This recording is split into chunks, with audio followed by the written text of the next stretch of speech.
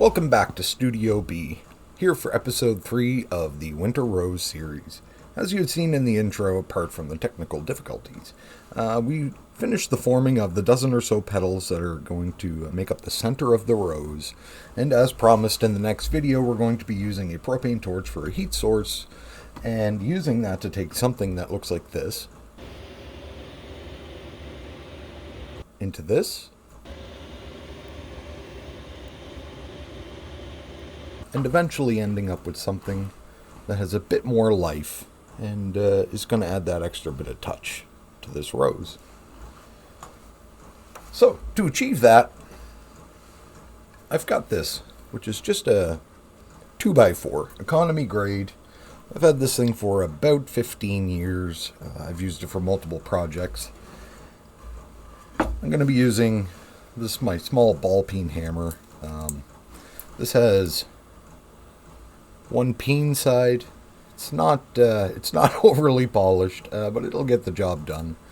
And I have a round flat face. And in conjunction with this board, I'm going to use these tools to be able to form out the pieces to finish off the petals for this rose, so that we can continue on with the construction. Now that I've got my forming surface clamped down to the table here, I'd like to show you guys this little representation of the area that I'm looking to dish out initially. So the majority of my first blows are going to be hitting directly in the center of that cross. And I'm going to put the center of that cross in a, let's call it a divot or a void on this piece of wood. And what that allows me to do is kind of power through without forming this too much, because if I go too much, it will kink the material, and that's not what we're looking for. We're looking for nice smooth edges. So the majority of the hammer blows are going to start in the center and then work their way out. And yeah, I'll show you a couple of progress shots in between.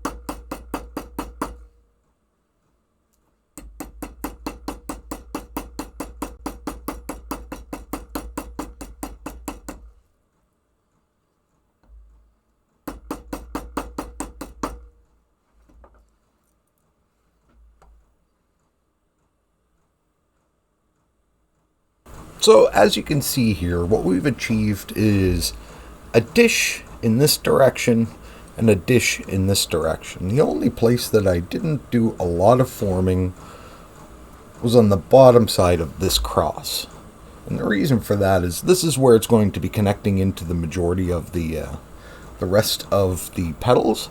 So this is subject to change, let's just say that. So there's no wasted effort there, because I'm going to be reforming it when I go to connect the pieces. So I'm going to continue on, and we'll cut back to when I have a couple more of these formed in this dish shape.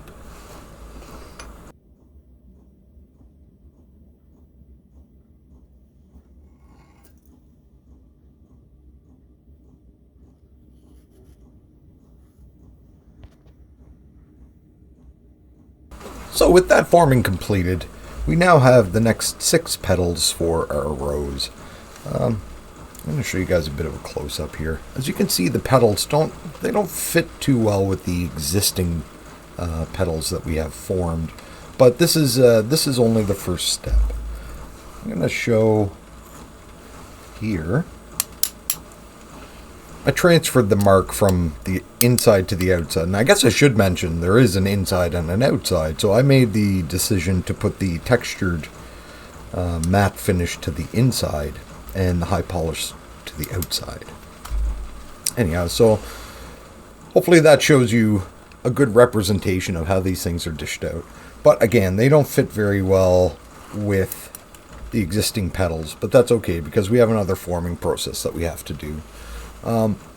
If you remember in the video previous, I had talked a little bit about copper and how it work hardens. I've got this piece of grounding cable that you saw me bend into a complete 180. I put together a little demonstration here to kind of show just how work hardening happens. It was a bit of a misnomer when I said that just because the copper pipe was old, that it was going to be hardened. It was hardened certainly in the extrusion process when it was made. So that's why this grounding cable is more soft than this copper right out of the box.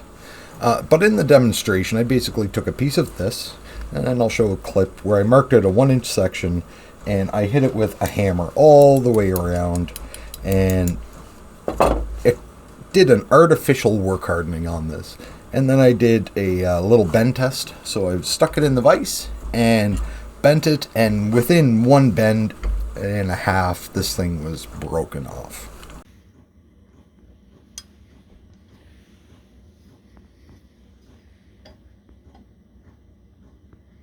And then I had tried it with a piece that hadn't been subjected to a hammer, and you can see that it was much more soft or ductile.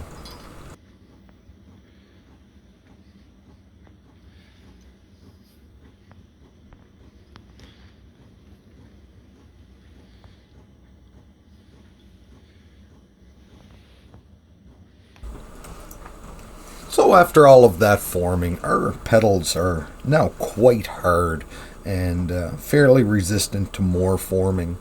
I mean, I still could form them, but I run the risk of potentially fracturing the copper or getting a really bad kink. So at this point, it's best to go ahead and do a process called annealing, which I had mentioned in a video earlier. The process of annealing is, I don't want to get too far into the reeds in that.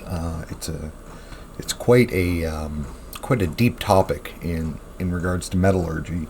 But in this process, we're going to be annealing this copper. And to do that process, we're going to be using this propane torch. And I'm going to be doing a dry quench in the sand.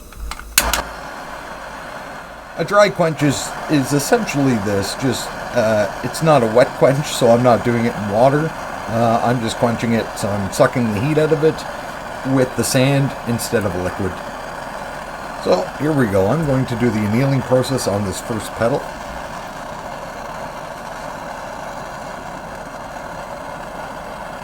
I hope the color change really shows up on camera. As you can see, it's starting to darken a little bit. And you probably see the color creeping across. So it's starting to get quite warm now.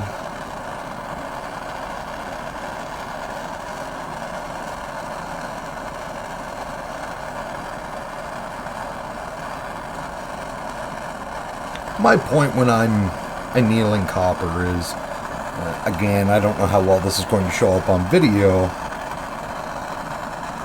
but you want to get to the point where some of the licks, or the orange licks you see from your flame there, you start to get a little bit of a green, potentially. But this thing is pretty hot right now, so that's more than adequate. On to the next one.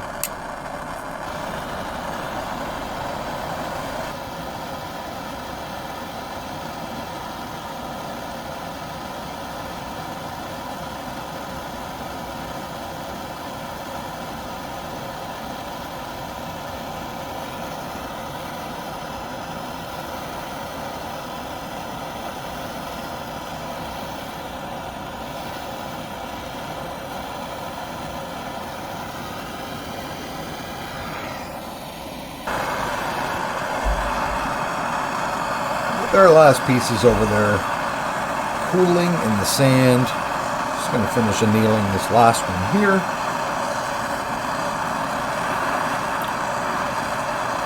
As that one cools, we can start working on the ones that I already have. This material now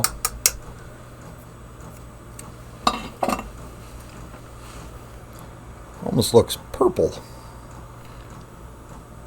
And again, Scotch-Brite is going to be your friend. So after you've done a heat treat like this, if you want to achieve that high polish again, you just have to give it another polish.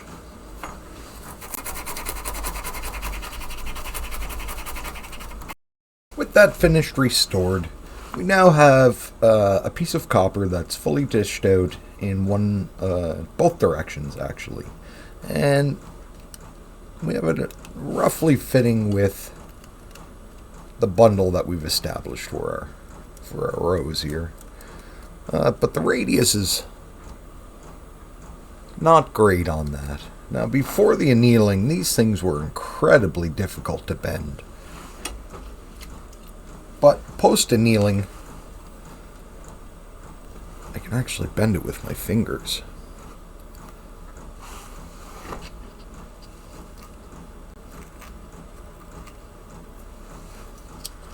That's what I'm going to do with the rest of these pieces. I'm going to bend them in now and contour the rest of the inside of the rows here.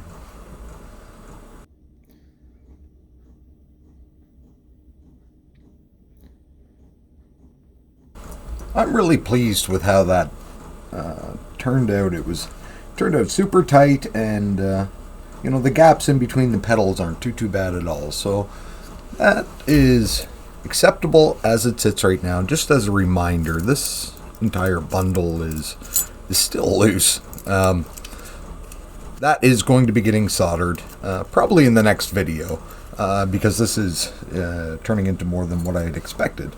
But we're on to the last half dozen petals or so that are going to comprise the top of the rows.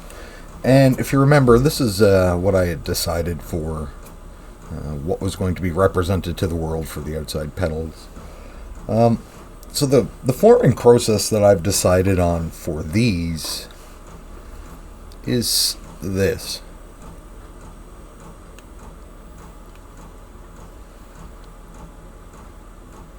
You can see how the lip is curled away, and I actually did a process of drawing the material out. So as an example here, focus. I might show another video here.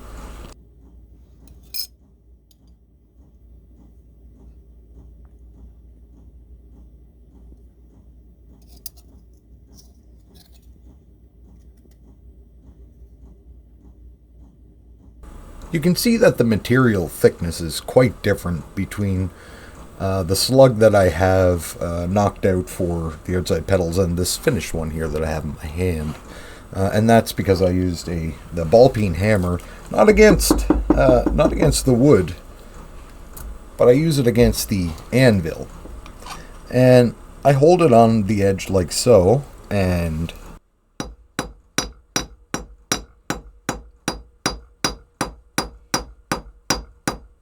what this actually causes is the material to stretch and draw out. It does get a little bit sharp, so I just knock the edge off with a file. But I think it's going to be quite interesting once I have the other ones formed here, and we're ready to get these soldered into a group in a base so that we can connect the stem and then put the bottom piece on as well. This is going to have some more drawing as well as some dishing as well. So to close out this video, I'm going to do maybe a little speed up montage of me just forming the rest of these petals. And yeah, so in the next video, we're going to cover the soldering of this group to a stem base, as well as the cutting and forming of the bud leaves, as well as the bud of the rose. So, yeah, if you made it this far, thank you very much, and take care. We'll see you next time.